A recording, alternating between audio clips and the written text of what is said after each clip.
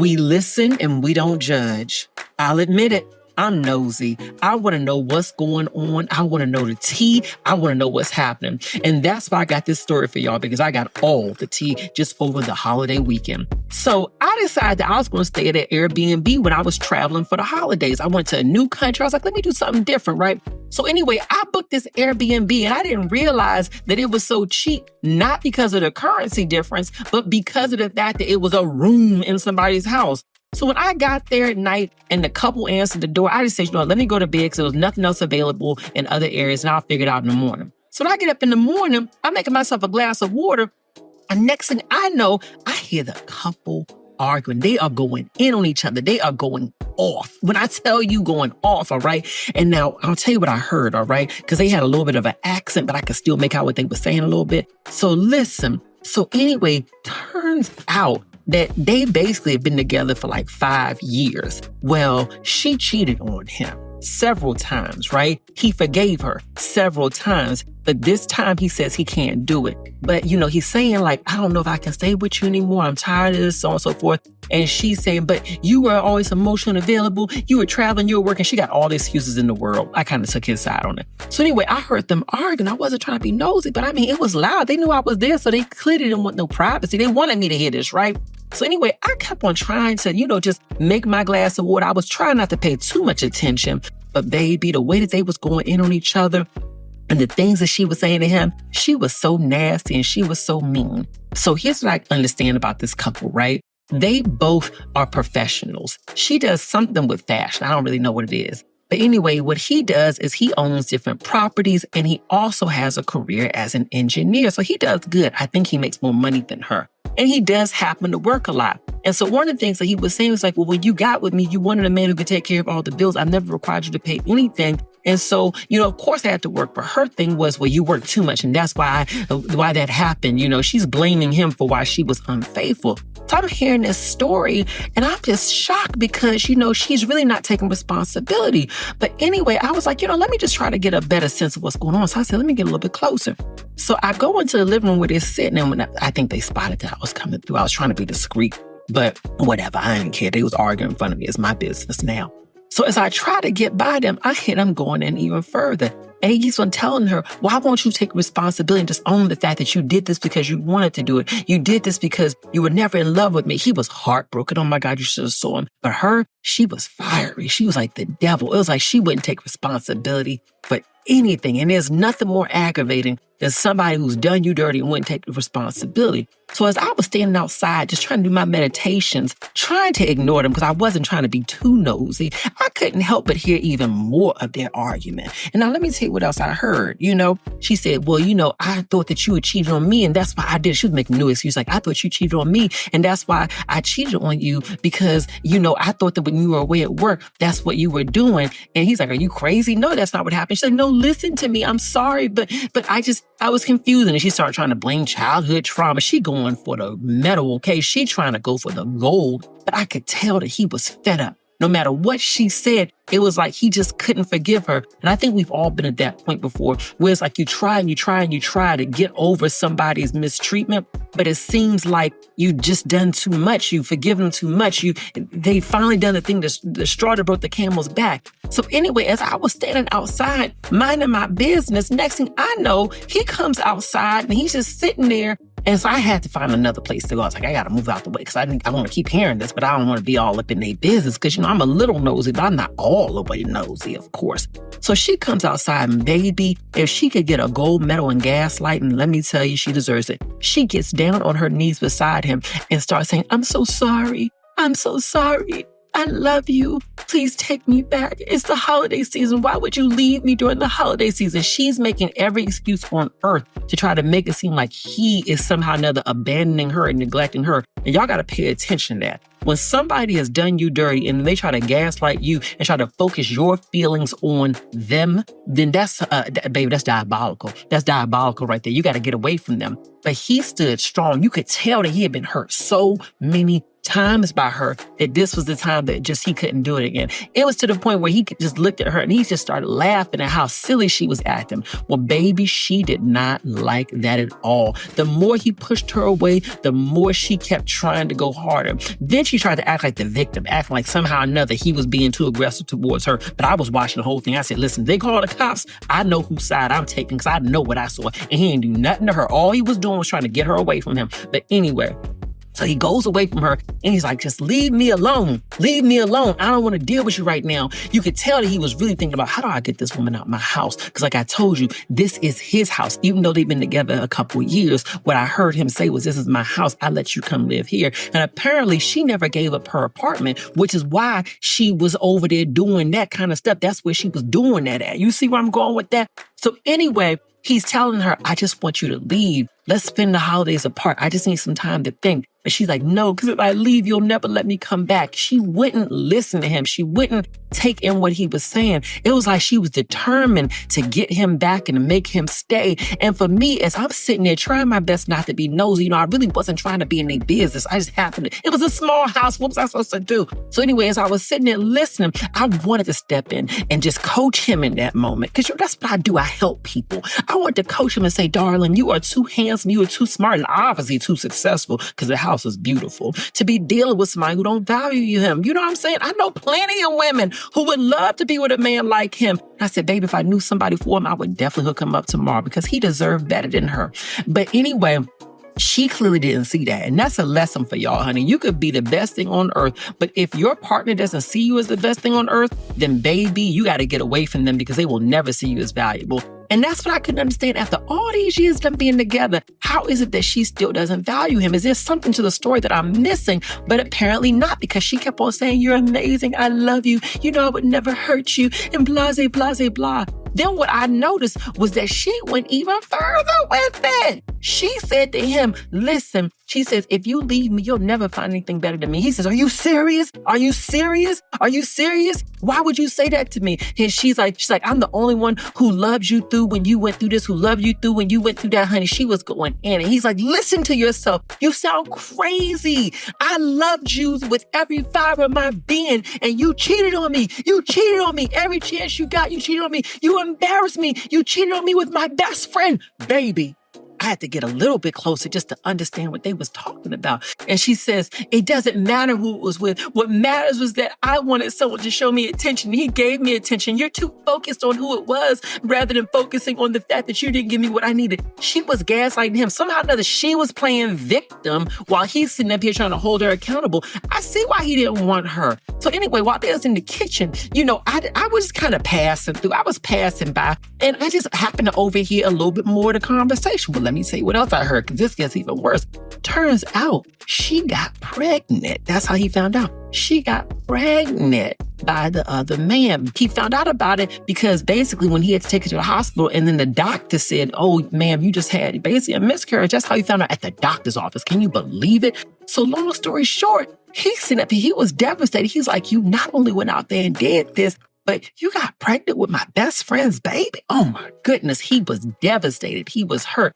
And she's like, I'm sorry, baby. I'm sorry, baby. I'm sorry, baby. But I love you. She is being so dramatic, honey. So anyway, he decided to take her back. But then after that situation, she blamed her next cheating stint, because she cheated again. She blamed it on the fact that she was dealing with postpartum depression. Child, I didn't know that postpartum depression affected people who didn't have the baby. How does that work? Anyway, that's another story for another time. So she has excuse after excuse after excuse. And I'm starting to question, is she mentally sane? Something's off with her. It seems like she got a story for everything. I think she might be a narcissist, but honey, I'm not her doctor, so I can't diagnose.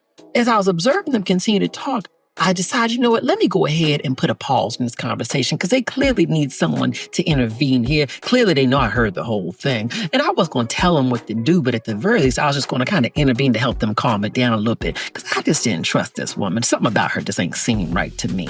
So anyway, I decided to go over and go back into the kitchen. And as I'm going back into the kitchen, next thing I know, I hear the bell ring for the front gate.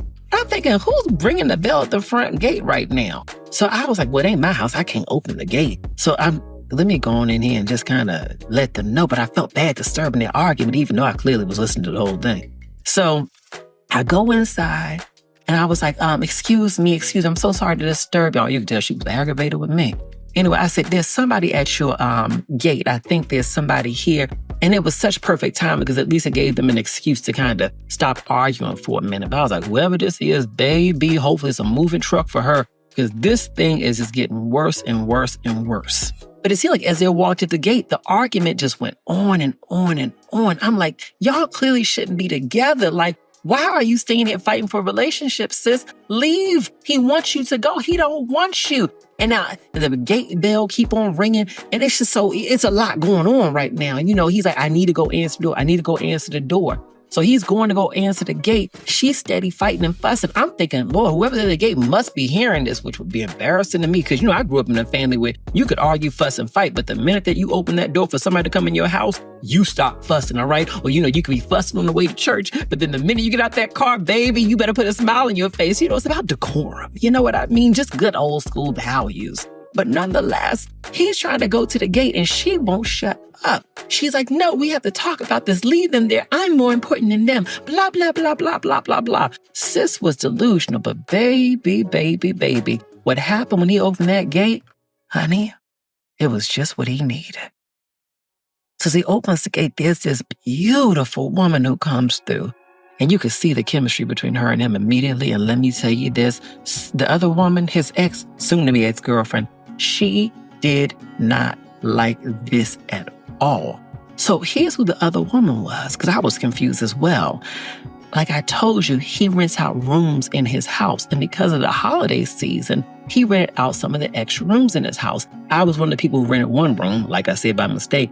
And apparently this was another person renting a room. It's very crowded here during the holiday season. So I imagine that this is a great way for him to make money. And for people like myself who are coming to town, it's a great way to get a room near the water and just enjoy yourself in the comforts of someone else's home. So as I observed them talking to each other and introducing themselves, I could feel the chemistry between this woman and him. It was crazy. It was palpable. It was intriguing to me because I'm like, honey, look at the time and look at God. Lined up something for him and he don't even know it. And I said, you know what? I'm going to make it my duty to help him know that this is who he needs to be focused on rather than this crazy critter right here who's treating him like I don't know what. So anyway, as he's walking her around the house, I noticed that she just captivated his attention and he captivated hers. But she was none the wiser, but I could tell she sensed a little bit of tension between the two of them because she kept on looking at them saying, okay, what's going on? You can see it in her head. But nonetheless, he's like, let me give you a tour of the property because he's a businessman. This is his tenant here for Airbnb. So he's trying to make sure he shows her around. Meanwhile, his soon-to-be ex-girlfriend is sitting here looking at them like, why are you doing this? And she's being so unprofessional. She really is trying to put salt on his bag. He's trying to get his money, and she's sitting there acting like a fool.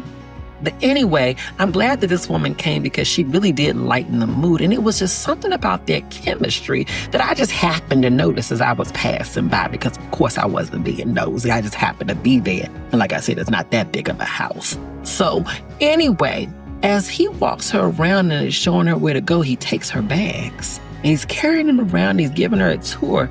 And I could tell that this was just what he needed because it lightened the energy. And maybe he was being nice to her and being a little flirty towards her to make his soon-to-be ex-girlfriend leave. But I also sensed that his feelings towards this new woman were sincere. It was just something about their chemistry that was amazing. And here's the thing. I could tell that he was already checked out of the relationship. After you've been cheated on multiple times, deceived multiple times, hurt multiple times, how could you not open your heart to something new? So anyway, I came to the kitchen just to introduce myself to the new woman. I just wanted to get me some water too. I wasn't being nosy. And as I was standing there, babe, I got a closer glimpse. When I tell you she was gorgeous, honey. And let me tell you this, he noticed. I kept on seeing his eyes darting down at her in that beautiful white dress. And let me tell you this, his girlfriend noticed it too, baby. She would not get more than 1 foot away from them. She was not having it. And I said, listen, somebody got to leave because if somebody don't leave, this thing is going to explode. So anyway, as they started talking, he was asked her where she visited from, and she mentioned, that she was visiting from the States. She lives in Atlanta, and that she came on a solo trip for the holidays. And she just wanted to try something different and that she'll just be staying here for a couple nights. Baby, let me tell you this. His soon-to-be ex-girlfriend, that's what I'm going to call her, soon-to-be ex-girlfriend. His soon-to-be ex-girlfriend did not like that, and she stuck close. Because I could see in her eyes, she's like, this beautiful woman is going to stay in the house with you? Is going to stay in the house with you? When you trying to get me to leave? No, sir, not today. Well, baby, let me tell you this. He was only focused on this new woman. Her name is Denise. Isn't that a beautiful name? And his name, I don't think I told you it yet. His name is Charles. Isn't that such a dignified name?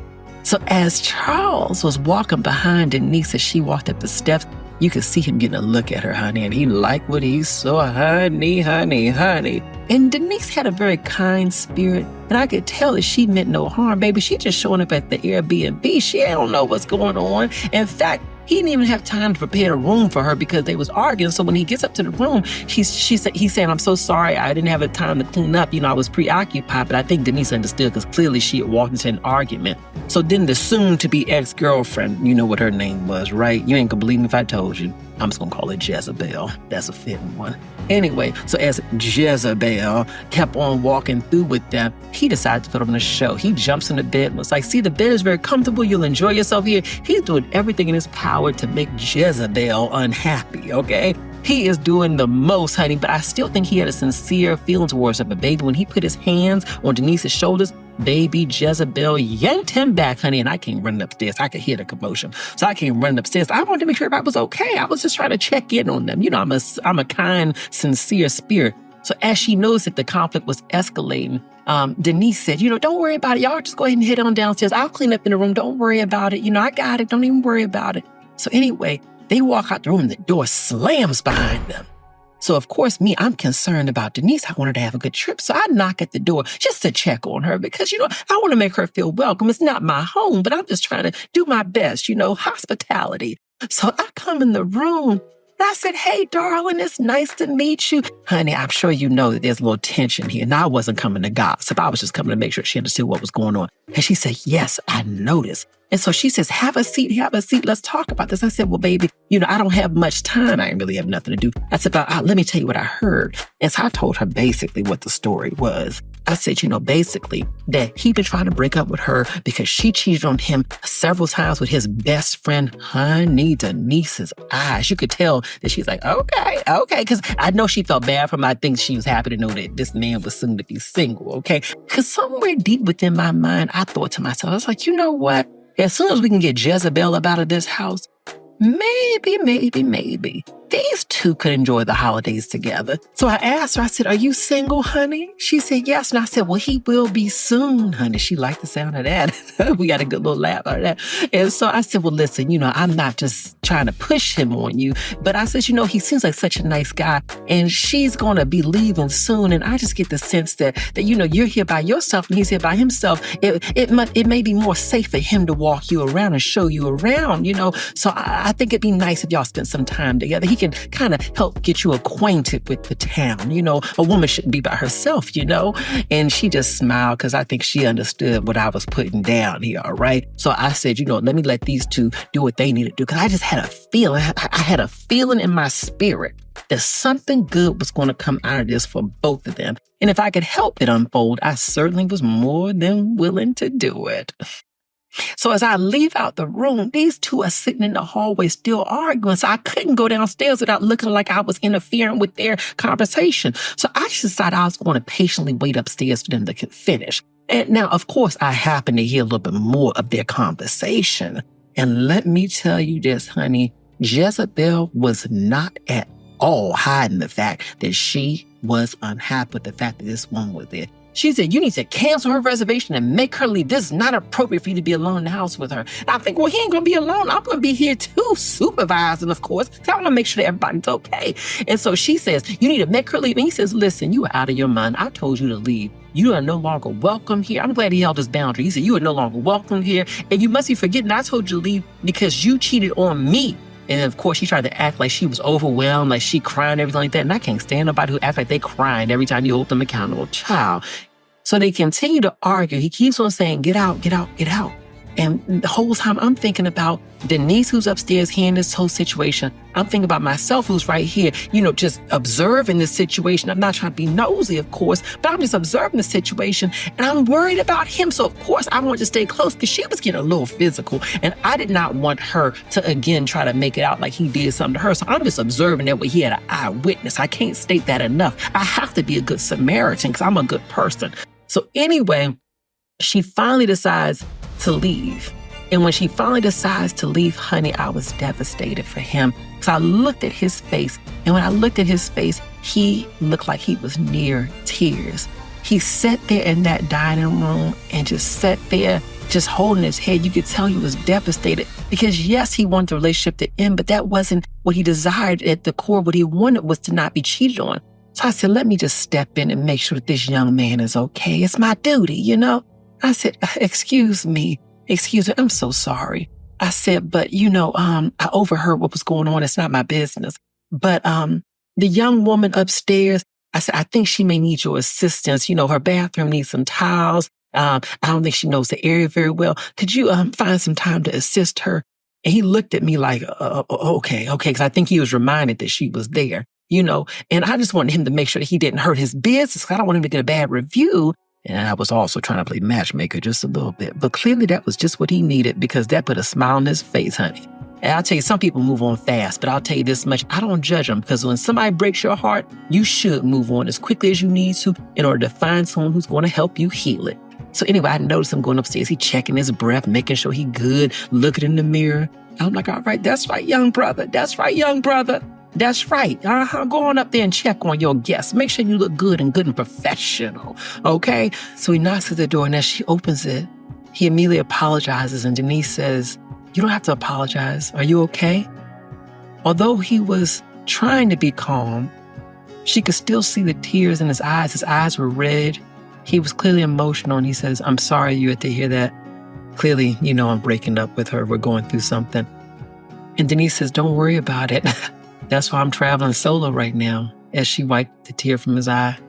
And said, I'm traveling solo right now because I just went through a breakup.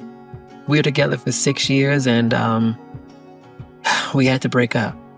And so I decided to do my first solo trip because this was a great time for me to heal. Well, clearly this lit him up because he realized that they were in the same position. And it seemed like their commonalities made them even closer. He says, so, if you're okay with that, I'd love to show you around the property and we can go to the beach. Let's just do something to distract ourselves. We both went through a lot. And so she's like, yeah, that sounds good. They were like two kids. It was something about their chemistry that was palpable. And some people would say that they were moving too fast, but I didn't. Sometimes what you want is just somebody else who can help you just to feel better, even within that moment. It's not using the other person, and it's certainly not always a rebound. But sometimes you just want to enjoy someone else's company. And I think that that's what these two were for one another. They were two people who could understand one another's feelings. And during the holiday season, when so many people don't want to be by themselves, at the very least, they could be with each other. And I noticed that there was this palpable chemistry between them. He was so flirty and warm towards her, even the way his body stood towards her. It was as if he just felt attached to her, like he was magnetized to her. They weren't worried about societal rules. They were just following their chemistry and following their heart. And that's why what happened over the next couple of days took us on a wild ride that even you won't believe.